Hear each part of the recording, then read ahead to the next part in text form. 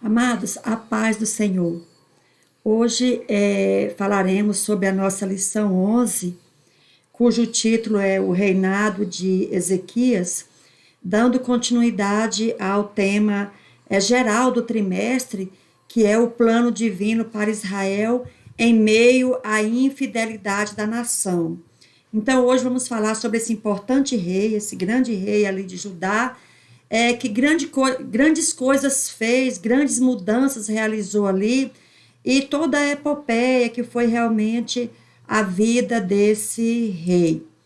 A nossa, a nossa, a nossa panorâmica aqui, para a gente assim se situar, né, em relação ao que está acontecendo no momento em que esse rei estava reinando ali em Judá.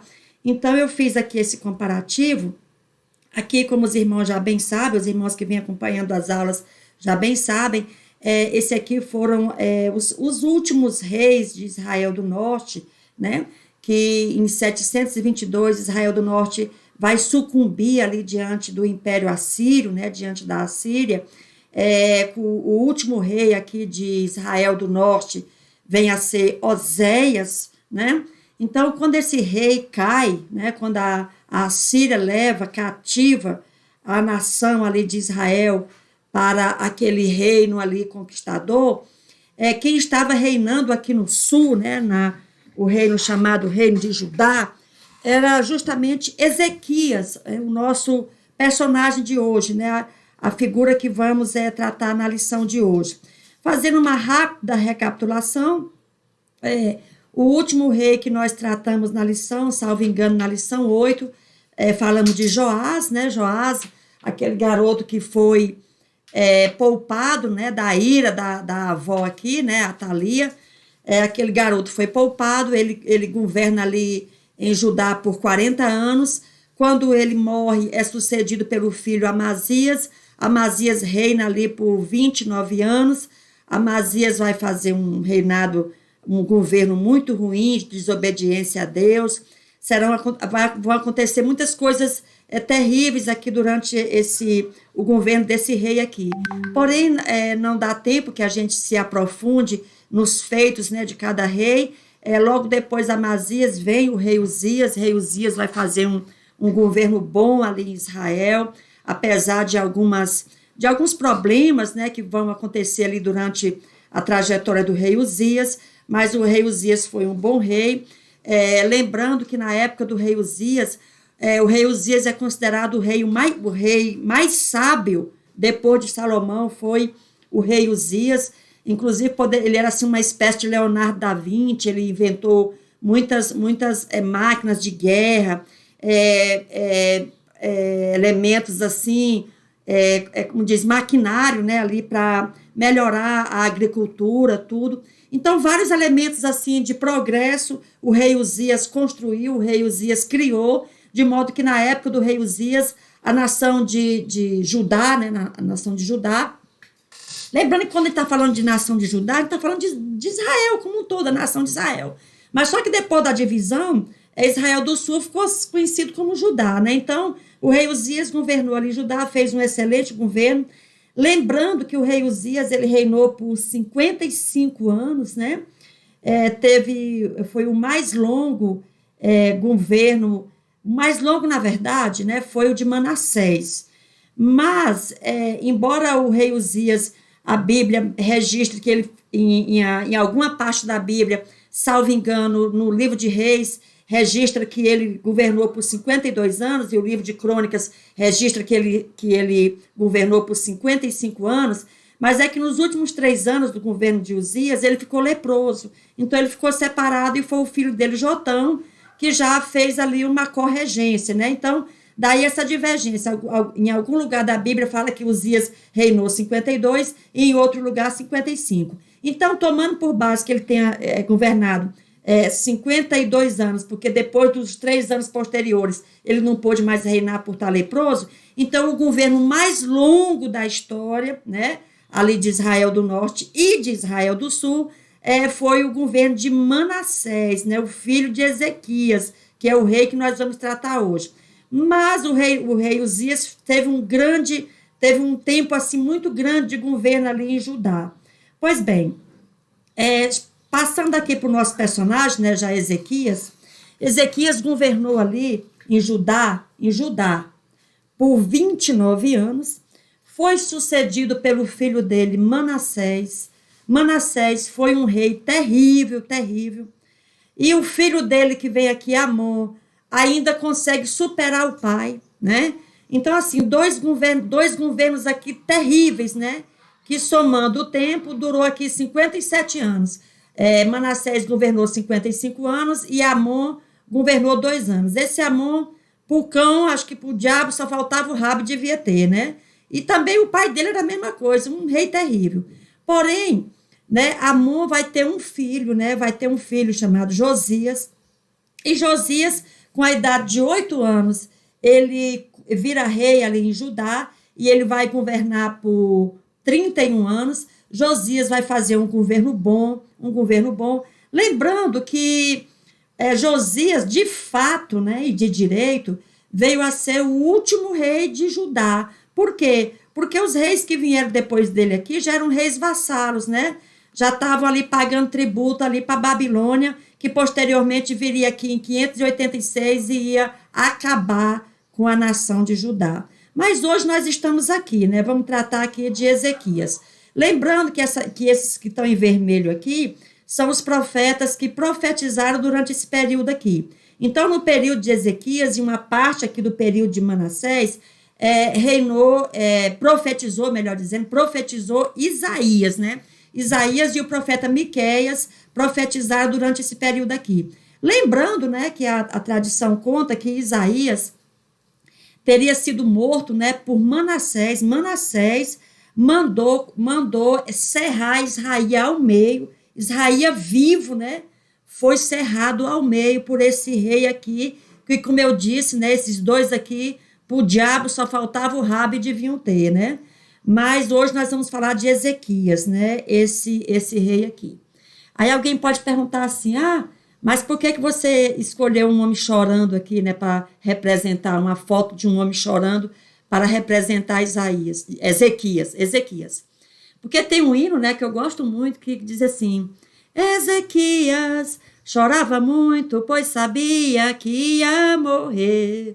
Então eu lembrei, né, e coloquei aqui esse homem chorando. Então, hoje vamos falar sobre Ezequias, o rei de Judá, né, cujo período de tempo durou 29 anos, e durante esse período teve 2 profetas profetizando aqui nessa época, Isaías e Miqueias. Isaías e Miqueias foram os profetas que profetizaram durante ali o reinado de Ezequias. Bom, tá aqui os 2 profetas, né, para que a gente memorize quem foram os 2, né? Isaías e Miqueias foram os 2 profetas que profetizaram na época de Ezequias. Amados, o nosso texto áureo, ele diz o seguinte, né?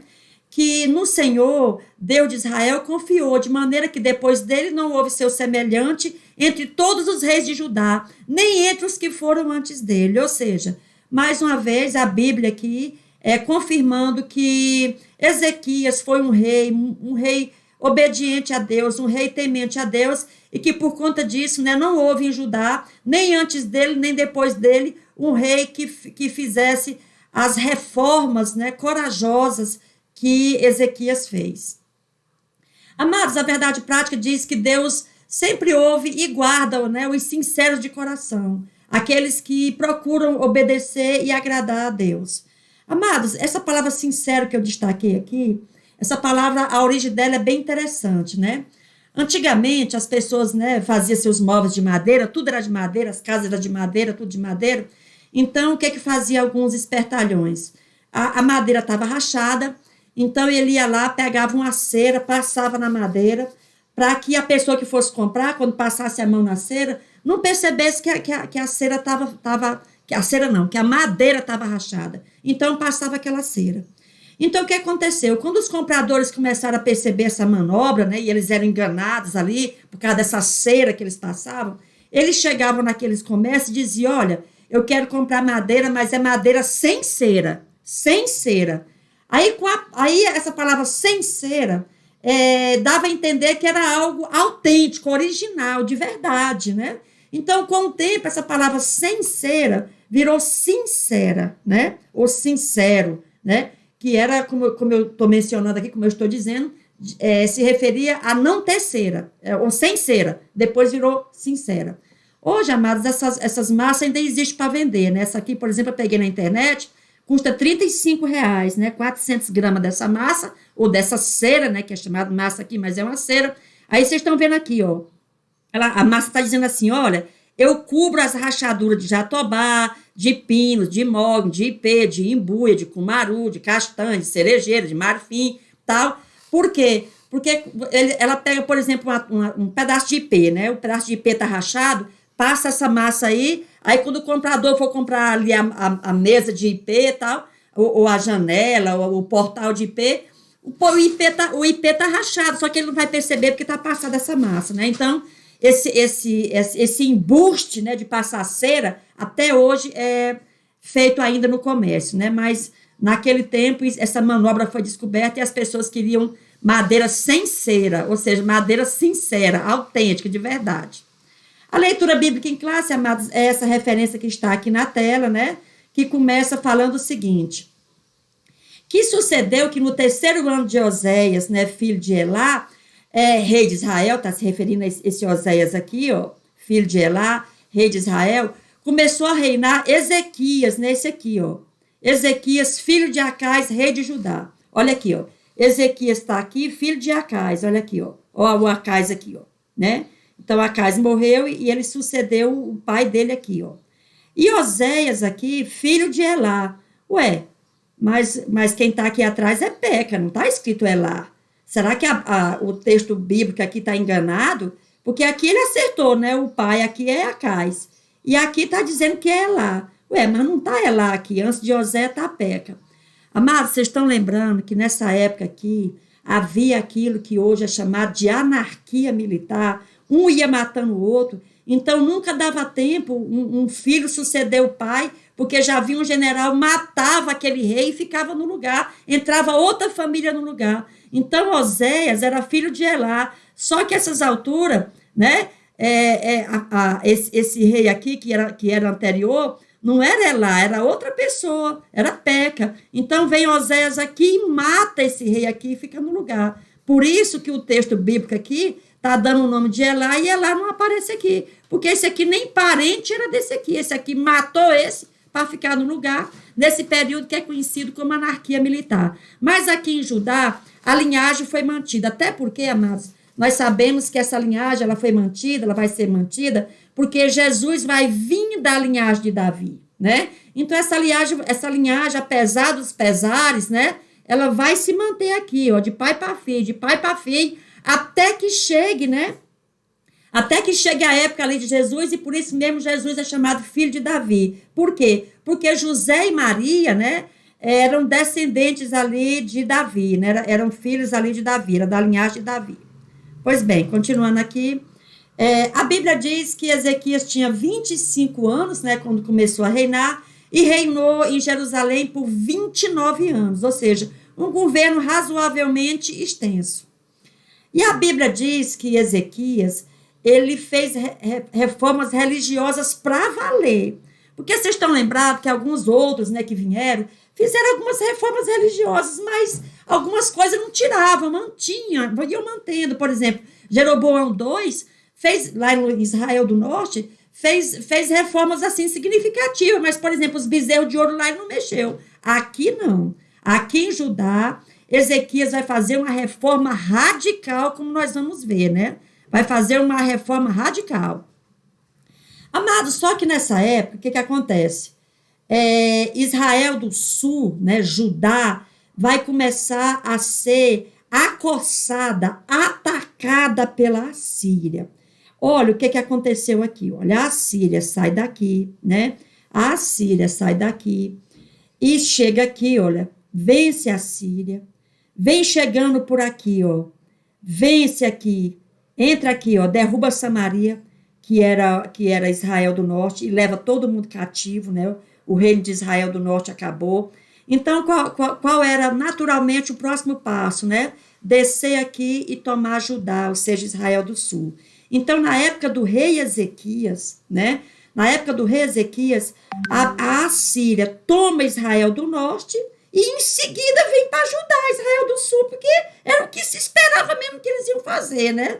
E aí ele já entra aqui arrebentando tudo, né? Nessa época era Senaqueribe, né? Senaqueribe estava ali já como rei da Assíria, então Senaqueribe já vai entrar aqui, como diz o outro, botando para moer, derruba logo um bocado de cidade aqui de Judá e vem vindo e chega em Jerusalém, né? Então é justamente esse cerco a Jerusalém que também será tratado hoje. Amados, só o que aconteceu? Quando ele chega em Jerusalém, ele percebe, o rei Senaqueribe, ele percebe que não vai ser tão fácil ali entrar em Jerusalém. Por quê? Porque, entre outras coisas, Ezequias tinha tomado cuidado ali de secar, né, de desviar as águas que tinha ali externa ao muro de Jerusalém. Ezequias canalizou aquelas águas tudo para dentro, então as águas estavam correndo tudo para dentro de Jerusalém, de modo que fora de Jerusalém não tinha água. Então, quando o exército inimigo chegou ali, não tinha água para eles beberem, né? Então, o que aconteceu? Aí eles pensaram assim, a gente vai ter que acelerar essa tomada aqui, porque a gente está sem água aqui fora. Então, o que ele faz? Ele pega ali o rei da Síria, ali, Senaqueribe, pega um alto oficial e chega lá perto do muro e começa a afrontar, né? Em judaico, né? Vocês estão lembrando que eles vinham da Assíria, a Síria falava outro idioma para lá, né?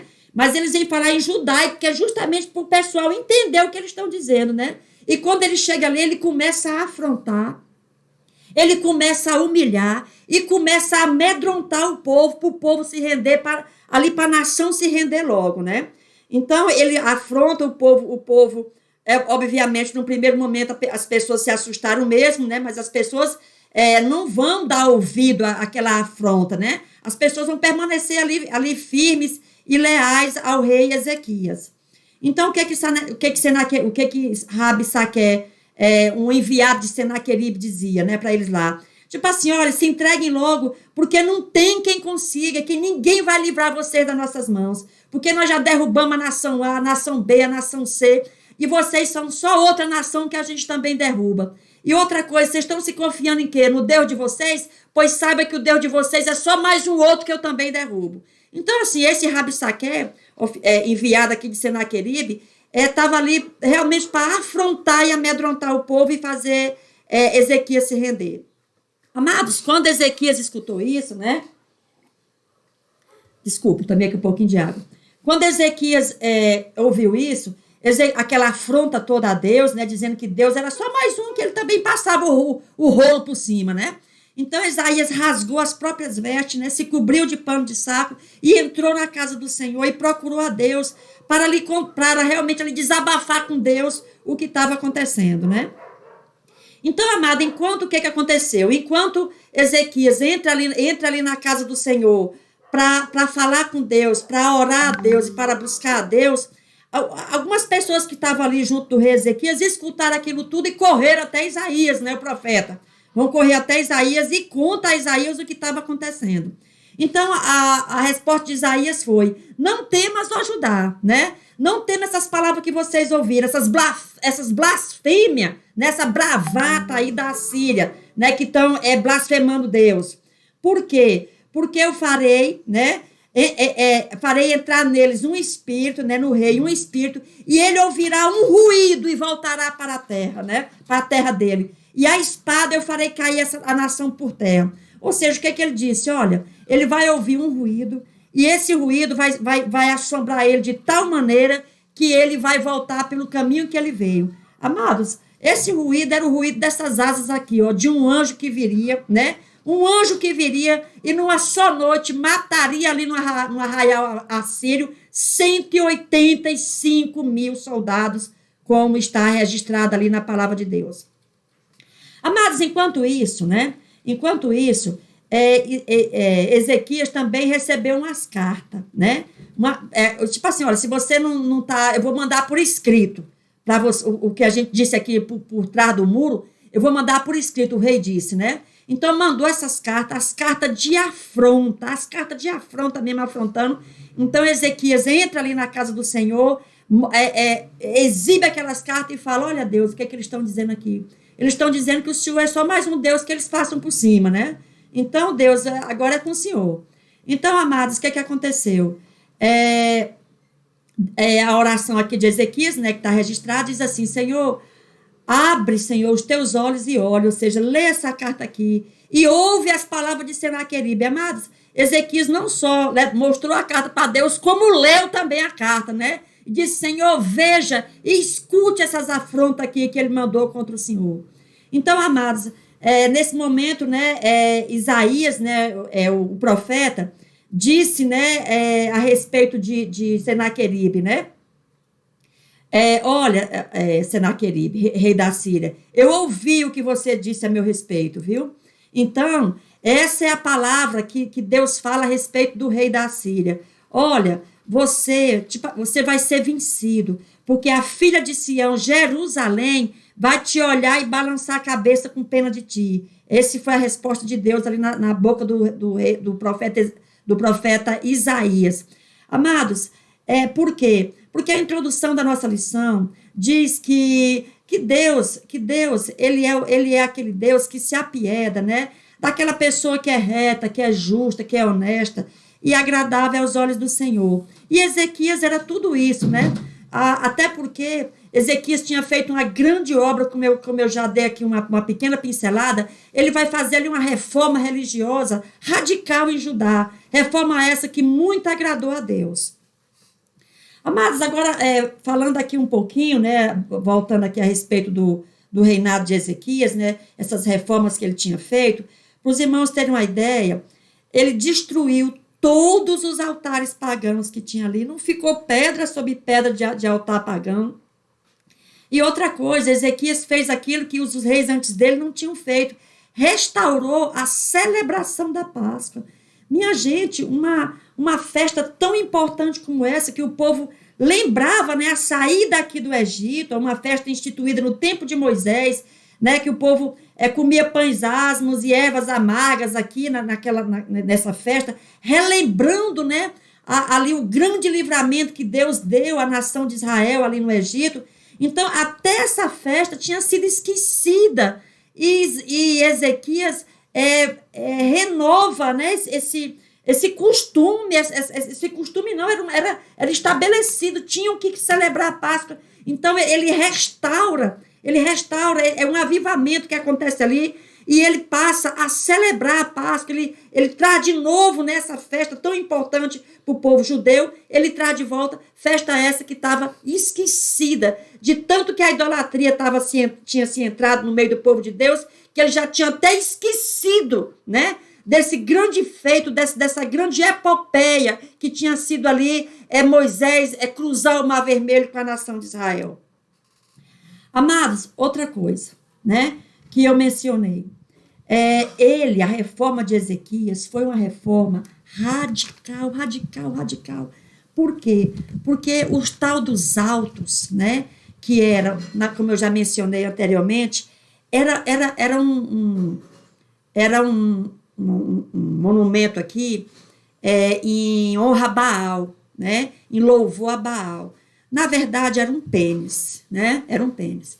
Então, aonde tinha um lugar alto, eles iam lá e botavam, né, esse obelisco, que era ali uma maneira de adorar e dizer: olha, Baal vive, Baal nos representa, Baal nos protege. Então, Ezequias vai lá e manda derrubar esses obeliscos todos, aonde tivesse um ali, Ezequias derrubou. Lembrando, amado, que esses obeliscos, eles hoje, né, eles, infelizmente, eles estão, por todos os lugares, eles estão, inclusive aqui no Brasil, um momentinho aqui que tá tocando aqui o telefone, gente, alguém atende aqui. Aqui no Brasil, por exemplo, né, isso aqui é São Paulo, né, o Parque do Ibirapuera. Então, vocês estão vendo que isso aqui é um alto, ó. Sempre que onde tem um alto, né, olha aqui, ó, olha aqui o monumento a Baal. Isso aqui é uma maneira de dizer: Baal vive, né? Baal, quem? Não, ele fala que eu tô gravando agora, não posso atender. Ela tá gravando um negócio aqui. Ai, desculpe, gente, é porque gravação ao vivo é assim mesmo. Então, esses altos, né, que infelizmente, como eu estava mencionando aqui, eles estão no mundo inteiro, em toda cidade você vê um alto desse numa praça, né, num lugar destacado, e se tiver um monte, ainda melhor ainda, porque é lá que eles põem, como aqui no alto do Ibirapuera, em São Paulo, tem esse monumento a Baal, né, infelizmente, esse costume terrível permaneceu. Amados, mas qual foi, vamos dizer assim, a coisa radical aí em Ezequias, que ele fez o que nenhum outro rei tinha feito. Primeiro, ele derrubou esses monumentos, né?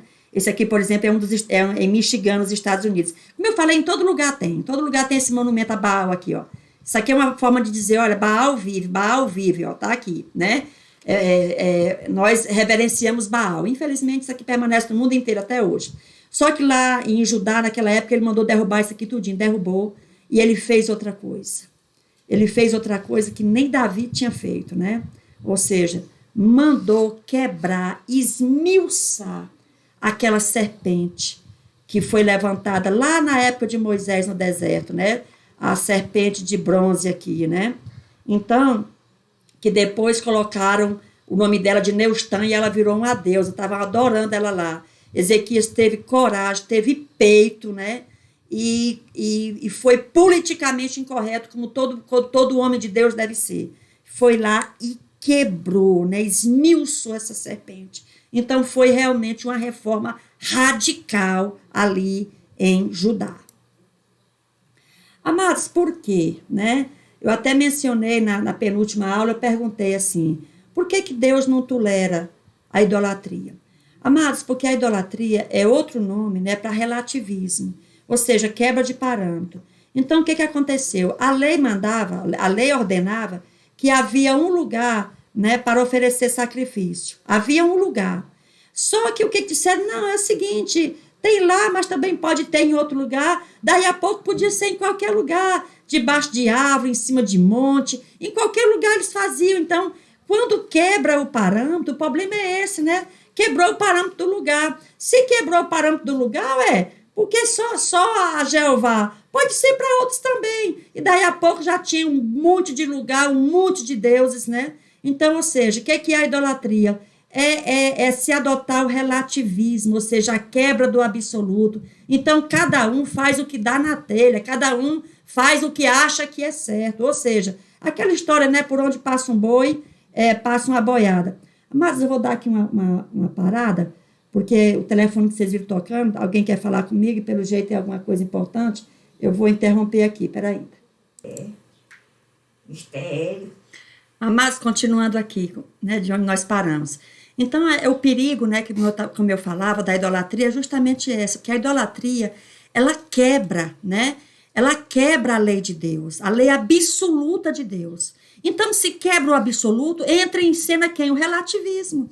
Então, se pode se eu posso fazer um Deus, o outro também pode, se eu posso entender dessa maneira, o outro entende de outra maneira, então a minha opinião é tão boa quanto a sua, aí vira aquilo um balaio de gato, como diz o outro, né?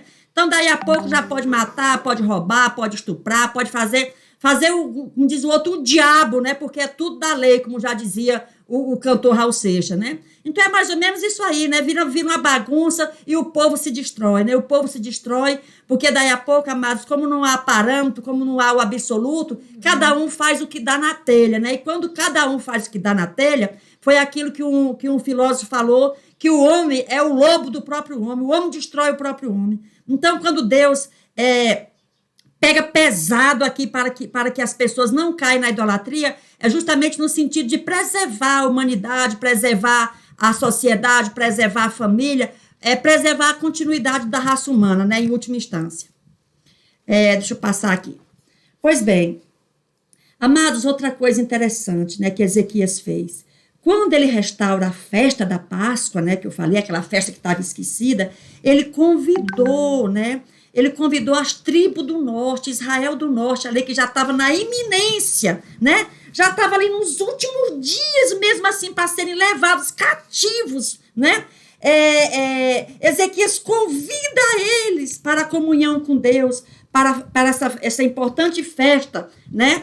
De adoração e de reconhecimento do poder de Deus por sobre aquele povo. Mas você sabe qual foi a reação do povo? Isso daqui, ó. A grande parte riu e debochou, né? É bem verdade que alguns foram, né? Mas o restante, conforme está lá em 2 Crônica 30:11, né? Fizeram foi rir e debochar. Fizeram foi rir e debochar. Amados, a síntese do tópico 1, né? Diz o seguinte, que quando nós voltamos para Deus, as mudanças, né, de comportamento e atitude são inevitáveis, pois sua santidade nos constrange. Deixa eu falar uma coisa para vocês, amados. Eu tenho, assim, me desculpa o palavreado, uma bronca. Quando as pessoas dizem, olha, está havendo um grande reavivamento no Brasil, há um grande reavivamento no Brasil. Amados, deixa eu falar uma coisa para vocês. Eu nunca vi esse reavivamento. Sabe por quê? Porque o Brasil, já desde os anos 80 para cá, né, dos anos 80 para cá, os índices de criminalidade no Brasil só crescem. Os índices de miséria no Brasil só crescem. Os índices de mortes brutais só crescem.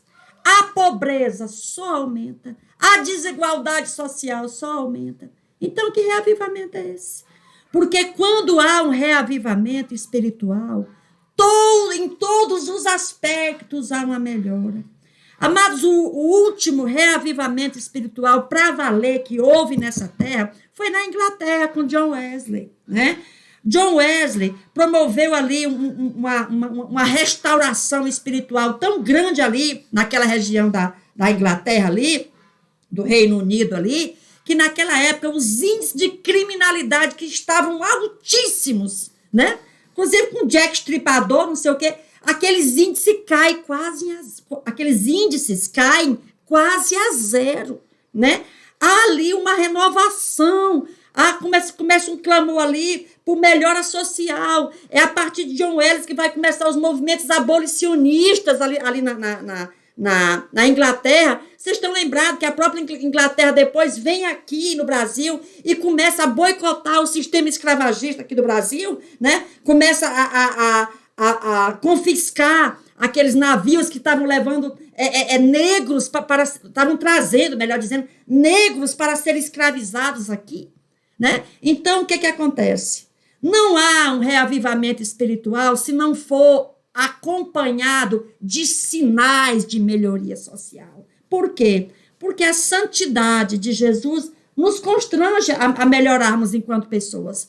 Então, não me venha com esse blá, blá, blá, de que no Brasil houve algum tipo de reavivamento espiritual, porque pelo menos do tempo que eu posso falar, dos anos 80 para cá, eu nunca vi essa melhoria. Portanto, não houve nenhum reavivamento espiritual aqui, não. Que Deus abençoe, que Deus nos dê juízo, né? Para que a gente se alerte e esse reavivamento ainda venha. Mas, por enquanto, não aconteceu reavivamento nenhum.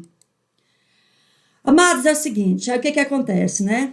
Como eu falei, Ezequias chamou o povo para celebrar a Páscoa, fizeram foi debochar. Bom, foi assim, tipo, assim, a misericórdia de Deus ali nos últimos dias, chamando o povo ao arrependimento, mas não teve jeito. Então a Síria vem e leva Israel do Norte, acabou com tudo lá. Israel do Norte deixou de existir, né? Enquanto nação, foi levada cativa para a Síria. Bom, como era de se esperar, né? Como eu disse no início, bom, se derrubou Israel do Norte, o próximo agora é Israel do Sul. E foi dito e feito, né? Senaqueribe desce, né? Senaqueribe vem descendo e derruba logo um bocado de cidade em Judá. E aí, o que acontece? Quando um pouco antes, né? Um pouco antes dele derrubar essas cidades, Ezequias, de um modo, de uma maneira diplomática, fala, né, com a Síria, para que não houvesse aquela invasão, que ele pagaria tributo para a Síria, para deixar eles em paz lá. Então, Ezequias paga tributo, né, para eles, só que, irmãos, é o seguinte, olha, o diabo não tem conserto não, né?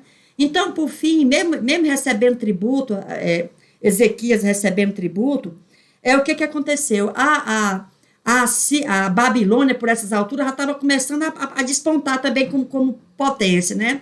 Então, o que aconteceu? Senaqueribe, de repente, tenha ficado com medo, né, daquelas nações ali começar a fazer aliança com a Babilônia. Por conta disso, partiu mesmo para a invasão, né? Partiu para a invasão e entrou ali em Judá e foi derrubando as cidades fortes, tudinho, inclusive uma cidade chamada Laquis, que era uma fortaleza, né? Laquis ali, que tinha sido aquela cidade ali fortalecida por Davi. Ele derruba também Laquis e vem com tudo, só que ele chega em Jerusalém, né? Quando ele chega em Jerusalém, o povo está ali dentro de Jerusalém, mas como eu falei para vocês, tinha um problema, né? Cadê as águas? Não tinha água ali, né? Então, como não tinha água ali, ele partiu logo para acelerar a tomada de Jerusalém, porque eles não iam conseguir ficar muito tempo ali fora, né? Não tinha água para beber. Então, eles começam, né? Mandou aquele enviado lá do demônio, né? Para afrontar Isaías e para amedrontar o povo, para o povo se render, né?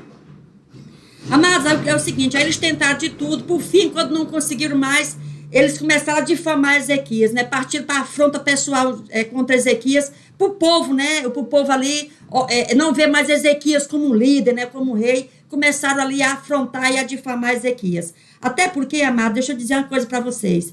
Tem um filósofo chamado Arthur Schopenhauer, que ele escreveu uma obra chamada 38 Estratagemas para Vencer um Debate. E a última, né, quando ele diz o seguinte, a de número 38, tem várias, você vai tentando, né, para vencer um debate sem ter razão, para você parecer certo, embora você esteja errado. Essa obra aqui, amados, todo político tem isso aqui, ó, no bolso, ó, todo político.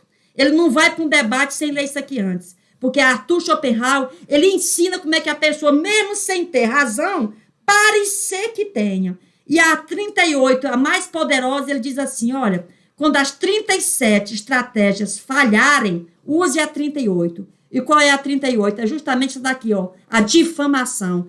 E para diminuir a pessoa, sabe assim, para fazer diminuir, de modo que a pessoa perda a credibilidade. Então, ele diz assim, ataque o seu oponente, ataque com ofensas pessoais ao seu oponente. Então, o sujeito já tinha tentado de tudo aqui. Quando não conseguiu, passou a difamar Ezequias. Mandou um caboclo para lá, esse oficial de Senaqueribe, e ele chega ali perto do muro, e começa a fazer essas injúrias em hebraico, que era para o povo entender o que ele estava dizendo, né?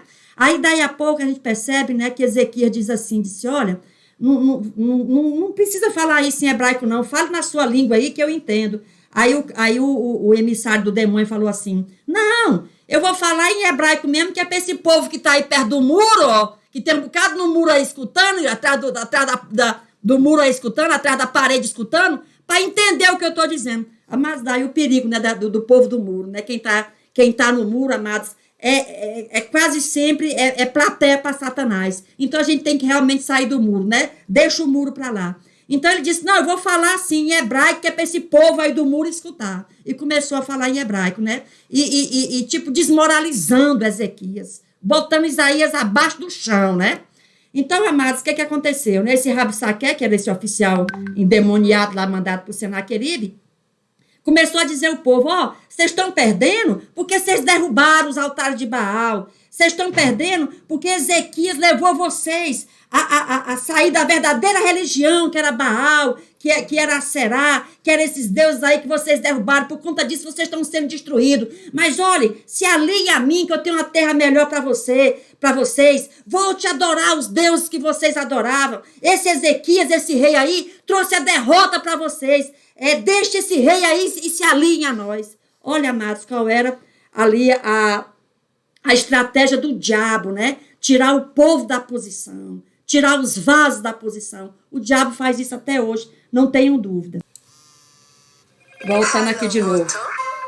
E bem no volta, já tem outra gravação aqui, peraí.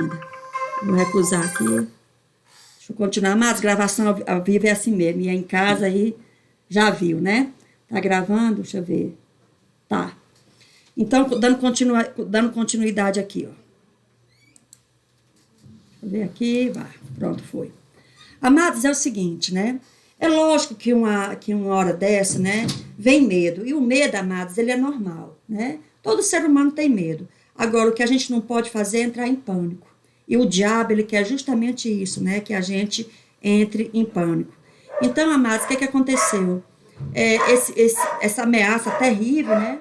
Ezequias se sentiu ali atacado, porque, entre outras coisas, Ezequias pensou assim: o povo vai me abandonar, porque o tanto de infame que esse homem está dizendo a respeito de mim aqui, e botando medo no povo, o povo vai me abandonar. Só que o povo não abandonou, sabe por quê? Porque o inservo correram lá no profeta Isaías, e a palavra do profeta Isaías foi de vitória. Falando assim: olha, Ezequias, tipo assim, não tema, fique tranquilo, porque Deus vai vencer essa batalha por Judá. Então, quando o povo ouviu aquilo, o povo se animou, né? A palavra do profeta ali animou o povo, e o povo vai ficar ali com Ezequias. Então, amados, o que acontece? Ezequias, né, tinha feito a parte dele, né, enquanto rei. Como eu disse, quando Ezequias viu que o inimigo entrou em Judá e começou a derrubar as cidades, né, ele corre ali imediatamente, manda tapar as fontes de água que tinha ali fora dos muros de Jerusalém, da grande cidade, né, tapar ali aquelas águas que tinha ali e desviar o curso, né, das águas ali para dentro de Judá, para dentro de Jerusalém, melhor dizendo, para dentro da capital. Então o povo que estava ali dentro dos muros, né, ali cercado ali em Jerusalém, o povo que estava dentro do muro ali de Jerusalém tinha água, mas lá fora não tinha. Por quê? Porque Ezequias tinha mandado acabar com a água lá de fora e botou a água para correr para o lado de dentro da cidade, né? E outra coisa muito importante, importantíssima, né? Ezequias foi buscar a Deus. Amados, na hora do aperto, na hora da afronta, na hora da humilhação, na hora do perigo, na hora do medo, busque a Deus, procure a Deus, porque Deus se apieda, e Deus cuida, e Deus nos guarda, e Deus nos protege. Por quê? Porque a Bíblia diz, amados, que o inimigo não tem mais nenhum poder sobre nós. Por quê? Porque o inimigo já foi pisado, né, por essa sandália poderosa aqui, né? Essa sandália banhada de sangue, o sangue de Jesus. Então nós que temos Jesus, que recebemos Jesus como nosso Salvador, o nosso protetor, o único mediador entre Deus e os homens, nós temos essa certeza de que o inimigo não tem mais poder sobre nós, nem poder sobre nossa família, nem sobre nossa casa, nem sobre nada. Por quê? Porque o inimigo já é vencido. Outra coisa, amados, aqui, como eu mencionei aqui, né, só relembrando aqui, a Síria, né, ela sai daqui, ó, derrubou essa nação, a Síria aqui, só de novo fazendo uma diferenciação, né? Porque é muito parecida aqui, ó, a Síria e Síria. Síria é um país aqui, como fosse um país hoje, né? E a Síria é um império, né? Então aqui eram várias nações juntas aqui que fez esse império, a Síria, cuja capital ficava em Nínive, né? Então a Síria vem aqui, ó, derruba a Síria, cuja capital era Damasco, derruba aqui, ó, Damasco caiu, desceu aqui, destruiu Israel do norte, levou cativo, né? Derrubou Samaria, acabou com tudo aqui. Então agora a Síria está bem aqui, ó, em Jerusalém, nas portas de Jerusalém, ameaçando, né? Mandando o povo se render, mandando Ezequias se render, porque eles iam entrar lá e esbagaçar, né? Então, amados, o que acontece? O profeta Isaías diz assim: olha, Ezequias, esse atrevimento de Senaqueribe não vai ficar a brancas nuvens. Ele se atreveu a dizer que passava por cima do Deus de Israel, que o Deus de Israel era só mais um Deus que ele também ia passar o rolo com a pressão em cima, né? Então, amados, o que a Bíblia diz? Que aquele ímpio, né, aquele rei ímpio, aquele Senaqueribe, ele tinha afrontado e blasfemado contra o verdadeiro e único Deus. Palavras de Isaías. Amados, lembrando, né, que o profeta Miqueias aqui já profetizara, né, a favor de Judá. Olha o que ele disse aqui, ó. O exército assírio chegou até os portões de Jerusalém, mas não conseguiu invadi-la. Tá aqui, Miqueias 1:9, ou seja, Deus já ali falando, Deus ali já dizendo: olha, esse afrontador, esse sujeito blasfemo, né? Esse sujeito de empáfia, ele não vai cumprir os intentos dele. Por quê? Porque ele afrontou ao Deus de Israel, ele afrontou a mim, né? Ele afrontou a mim, assim Deus disse. Amados, o que acontece, né? Naquela mesma noite que eles estão ali, crentes que Israel que Judá ia se render, amados, Deus mandou o anjo, né? Tá lembrado lá que ele falou que o rei ia ouvir um ruído, né? Um ruído que ia fazer ele voltar para o mesmo caminho. O ruído era dessas asas aqui, ó. Esse anjo chega e matou 185.000 numa noite, né? Quando isso aconteceu, né? Senaqueribe sai todo mundo correndo, ali saiu todo o exército todinho de Senaqueribe. Senaqueribe sai correndo também, tudo quase doido, assombrado, né? Sai correndo, faz na história, apagando o rastro, né? E chega ali de novo, né? Volta para a Síria. E quando ele chega ali na Síria, ele já chega ali como um homem derrotado, um homem humilhado. Ele chega ali totalmente desmoralizado. Porque assim é como fica aquele que afronta a Deus. Todo aquele que afronta a Deus, o fim dele é a desmoralização. Ele fica humilhado perante os demais, porque de Deus não se zomba, como diz a palavra de Deus, né? De Deus não se zomba. Então, amados, o que aconteceu, né? Quando ele chega ali, quando ele chegou ali em Jerusalém, que não tinha água, né? Que ele não tinha água porque Ezequias tinha levado a água para dentro ali da grande cidade, né? E Ezequias com a água ali dentro e esperando o livramento, né? Que o profeta Isaías já tinha dito, olha, Deus dará um livramento, Deus vai lutar essa batalha por vocês, essa batalha agora é de Deus. Senaqueribe afrontou a Deus, então agora é a mão de Deus em cima de Senaqueribe. Então, quando eles chegam ali, eles não têm água para beber, mas o povo lá de dentro da grande cidade, da cidade de Deus, da cidade santa, tinha água fresca, tinha água limpa para beber, e por isso mesmo o salmista que compôs o Salmo 46, ele diz, há um rio cujas correntes alegram a cidade de Deus, o santuário das moradas do Altíssimo. Deus está no meio dela, não será abalada. Deus a ajudará a romper da manhã. As nações se embraveceram, os reinos se moveram. Ele levantou a sua voz e a terra se derreteu. Vinde contemplai as obras do Senhor, que desolações tem feito na terra. Ele faz cessar as guerras até o fim da terra. Quebra o arco, corta a lança, queima os carros de fogo. Aquietai-vos e sabei que eu sou Deus. Assim foi a vitória de Judá. Assim foi a vitória de Ezequias em cima daquele reino afrontador, daquele reino blasfemador. Senaqueribe voltou com o rabinho entre as pernas e chegou humilhadinho lá na nação dele. Quando ele chega humilhadinho lá na nação dele, totalmente desacreditado de todo mundo lá. Ele não era mais o grande rei que ele dizia que ele era, porque grande só Deus. Amados, todo aquele que ousa afrontar o Deus criador dos céus e da terra, o Deus Pai de nosso Senhor Jesus Cristo, o fim dele é trágico, o fim dele é terrível. Tem, né, a história do Titanic, né, que tão conhecido, né, de todos nós, essa afronta também que houve ali, né, quando esse navio foi fazer a sua viagem inaugural, e nós sabemos ali o resultado. Bom, amados, o final de Senaqueribe, né, ele volta cabisbaixo para a Síria, entra lá no templo do Deus dele para adorar e é assassinado pelos próprios filhos, ou seja, nem os filhos mais criam em Senaqueribe, o grande rei, né, o chamado Todo-Poderoso, mas Todo-Poderoso é só Deus, só existe um Todo-Poderoso, e esse Todo-Poderoso se chama Jeová, se chama o Pai de nosso Salvador, Jesus Cristo, o único rei é o nosso Salvador, é o nosso Deus, é o Deus de Israel, é o Deus de Abraão, de Isaac, de Jacó, é o Deus da igreja. Então aqui também, olha, Isaías 37, 29 ainda diz assim, ó, por causa do teu furor contra mim, Senaqueribe, e porque tua arrogância subiu até os meus ouvidos, eis que te porei o meu anzol no teu nariz e o meu freio na tua boca e te farei voltar pelo caminho da onde tu veio. Está lá em Isaías 37, versículo 29.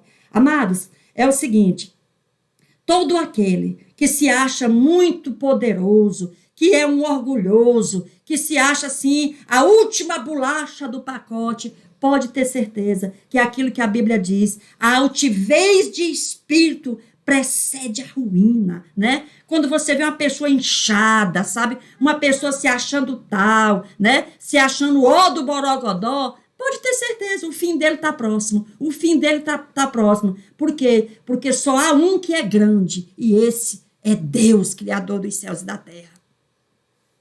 Pois bem, após essa vitória, né, fragorosa, né, essa grande vitória do rei Ezequias, amados, Ezequias adoece, né? Ezequias adoece de uma doença mortal, né? Ezequias morreria ali naqueles dias. Então, mais uma vez, né, vem ali o profeta Ezequias, o profeta Isaías, amados, desculpe. Ezequias era o rei. Aí ele estava doente, morreria por aquele dia, a doença era mortal, a doença era terrível. Então, chega novamente, né, aparece, entra em cena novamente o profeta Isaías, né, e confirma a morte de Ezequias. Então, o que o profeta Isaías falou? Disse, olha, a palavra põe ordem na tua casa, porque morrerás, não viverás. Então, naquela hora, certamente Ezequias pensou, como é que eu vou botar ordem na minha casa se eu não tenho filhos ainda, né? Então, o que aconteceu, amados? O que a gente percebe ali? Ezequias, ele estava tão envolvido, né, naquelas questões administrativas, que ele terminou esquecendo da própria vida dele. Ezequias não tinha filho, não tinha casado ainda, né? Até então, tudo indica que Ezequias era solteiro, ele não tinha filhos, né? Por quê? Porque quando há o episódio ali que Deus, né, por conta do choro de Ezequias vai chorar muito ali, sabendo que ia morrer, nem filho tinha para ficar no lugar dele e tudo. Então, Ezequias começa ali a clamar a Deus, né? E falando, Senhor, eu fiz muito pela obra, tudo bem que eu esqueci da minha casa, mas eu fiz muito pela obra, tal, me deu uma oportunidade, tudo, e Deus dá mais 15 anos ali para Ezequias, e nesses 15 anos, amados, vai nascer Manassés. E por que Manassés nasceu nesse período? Porque quando Manassés assume o reinado, Manassés tinha 12 anos. Então, Manassés nasceu durante esse acréscimo aí de anos de Ezequias, né? Pois bem, só passando aqui um pouquinho mais para frente. Só que é o seguinte, amados, é aquela coisa, né? Todo grande homem tem suas fraquezas, né? E Ezequias vai mostrar uma fraqueza aqui grande, né? Ezequias, infelizmente, né, depois de ter, né, a sombra do relógio de Acais, que era inclusive pai dele, né, ter voltado, né, e por isso ele viveu mais 15 anos e tal. Amados, Ezequias, ele vai assim se orgulhar disso, né, ele vai se sentir assim, tipo, assim, uma pessoa muito privilegiada, tudo, né, e quando isso acontece, né, quando essa cura milagrosa, né, aconteceu, tudo, porque certamente os médicos ali que já tinham cuidado de Ezequias disseram que ele não passava daquela noite, né? Não ia passar daquela noite. Então, quando correu essa notícia que esse rei tinha milagrosamente sobrevivido, chamou a atenção de muitos lugares, né? Então, chegou lá nos ouvidos da Babilônia. E a Babilônia, né, que até então ainda não era império, né? Império era a Assíria. A Assíria ainda era império, né? Mas a Babilônia estava crescendo. A Babilônia chega lá, né, manda lá os representantes, e Ezequias abre as portas, né, lá do palácio, mostra tudo para aquele povo, tudo. Então, amados, é um ato assim imprudente, né, de Ezequias. Ezequias foi imprudente, porque estava mostrando as suas riquezas, mostrando as suas armas, mostrando as suas estratégias, mostrando tudo, né, para estrangeiro, né? Estrangeiros que posteriormente viriam lá para fazer um serviço muito terrível, né, como de fato vai acontecer. Mas quando ele diz, apesar, né, dele ter feito isso, a Bíblia diz lá em 2 Crônicas, 32, 25 e 26, que ele reconheceu, né, que ele tinha feito uma bobagem e ele se humilhou a Deus, né, ele vai se humilhar a Deus. Só lembrando aqui, amados, que quando ele disse isso, olha, quando ele disse isso aqui, quando ele fez, né, isso, abrir as portas para receber a Babilônia lá, tal, mostrar tudo, mostrar os tesouros, mostrar tudo, mais uma vez aparece Isaías, né? E Isaías pergunta para Ezequias, Ezequias, quem são essas pessoas que tu recebeu aí? Aí ele diz, foram os babilônios que vieram aqui, não sei o quê. Então, Isaías falou, olha, o que tu fez foi errado. Porque tudo isso que vocês conseguiram até hoje, esses tesouros, essas riquezas que foram conseguidas até hoje, vai ser levado para a Babilônia, não vai ficar nada aqui. E não vai ser levado nos teus dias, mas nos dias dos teus filhos, na geração que vier aí para frente, vai ser levada. Não vai ficar pedra sobre pedra aqui, Ezequias. Mas sabe o que Ezequias falou? Ezequias disse, olha, boa essa palavra, ainda bem que não vai ser no meu tempo, né? Vai ser lá para frente. Essa foi a resposta de Ezequias, né? que ainda bem que não vai ser no meu tempo. Mas, de qualquer maneira, amados, vamos lembrar que Ezequias, né, apesar dessa soberba, Ezequias se arrependeu, né? Ezequias se arrependeu. Amados, qual é a conclusão, né, que nós chegamos? A conclusão é que ninguém pode afrontar, né, o Todo-Poderoso e ficar impune. Amados, hoje, né, a terra, de um modo geral, as pessoas têm afrontado muito a Deus, de todas as formas, ou seja, tudo aquilo que Deus disse que não era para fazer, o homem tem feito, né? Deus fez macho e fêmea, hoje já estão dizendo que existe, né? Parece que agora acho que tem 54 tipos de gênero, né? Gente, só tem 2 gêneros, masculino e feminino. Deus estabeleceu 2, pois agora já tem mais de 50, né? Então, isso é aquele do relativismo, né, que eu estava dizendo. Hoje, amados, Deus diz que os filhos têm que ser corrigidos. Hoje há uma proibição de dar uma palmada num filho, né? Ou seja, criando os verdadeiros monstros, né, dentro de casa. Filhos que batem pai, batem mãe, mata pai, mata mãe. Pais que matam filho, matam a esposa que mata o esposo, porque é uma geração criada aí no emboléu, como diz o mais velho, criada igual Deus criou macaco, como dizia o povo antigamente, né? Então, tudo isso leva para um relativismo, né? Nós estamos vivendo hoje, assim, um tempo que ninguém mais tem certeza de nada, ninguém mais sabe de nada. O homem, amados, em busca do próprio bem-estar, tem destruído o planeta, tem destruído a natureza. Olha um negócio desse aqui.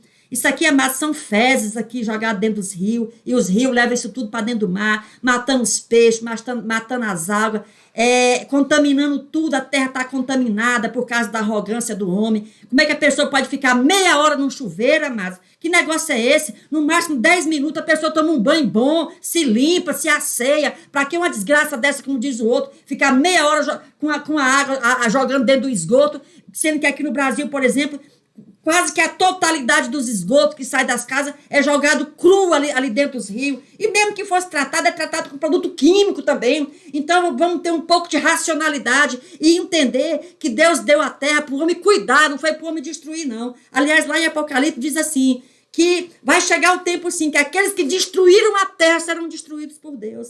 Então que tenhamos um pouco de consciência, né, das loucuras que nós estamos fazendo. Né? Da loucura que nós estamos, inclusive a igreja aderindo a modismos, a igreja aderindo ao mundo, a igreja acendendo uma vela para Deus, como diz o outro, mas uma vela também para o diabo. Que diabo é isso? Que diabo é isso? Né? Ou é uma coisa ou é outra. Então, amados, o que acontece? Aquele, né, que tem conhecimento, né, que tem o privilégio de ter o conhecimento de Deus, de ter o conhecimento da palavra, que ele a cada dia, como um processo, ele vai melhorando. Amados, eu tô há 20 anos na igreja, tem muita coisa ainda que eu preciso melhorar, mas eu tenho consciência de que eu preciso melhorar, e isso, amados, é o que Deus quer. Deus não está querendo superman, superhumans, não. Deus está querendo pessoas que reconheçam seus pecados, que se humilhem aos pés de Deus e saiba que precisa melhorar a cada dia, que precisa se santificar a cada dia, e costumes velhos sejam deixados de lado, sejam apagados, sejam realmente colocados ali em segundo plano, em terceiro, em quarto plano, mas que o primeiro plano seja a palavra do Senhor, viver segundo a palavra do Senhor, porque só assim, amados, poderemos ter paz, ter prosperidade e, num tempo vindouro, adentrarmos aos portões celestiais, conforme diz a palavra do Senhor. A conclusão, amados, aqui, né? Voltando de novo, né? Voltando do começo. A conclusão devemos ser sinceros. Olha, isso aqui não é coisa de crente não, viu? Essa massa aqui para disfarçar, isso aqui não é coisa de crente não. Tem crente que passa essa massa na cara, assim, ó. Sabe, cara de pau, como diz o outro. Não é nem óleo de peroba, tá passando já tá passando a massa. Aliás, falando nisso, amados, como eu sempre menciono, a gente está vivendo hoje um período tão relativista, é o século da loucura e da psiquiatria, como diz o outro, da mentira e da psiquiatria, que hoje uma pessoa te manda uma mensagem no WhatsApp, ou seja, lá por onde seja, você não sabe quem é, tá a foto ali, mas você não sabe quem é. Por quê? Porque eles passam massa na cara, o tal dos filtros, passa massa na cara e ninguém conhece. Por quê? Porque o povo não é mais sincero. O povo não é sincero de coração, o povo não é sincero, mas nem de cara, porque nem a cara a gente consegue conhecer mais, né? O século da mentira e da psiquiatria. Amados, finalizamos Que Deus vos abençoe, que Deus vos guarde, que Deus nos dê vitória e que possamos ser sinceros a cada dia, de modo a vivermos segundo a palavra de Deus. Amém, amados? Deus abençoe.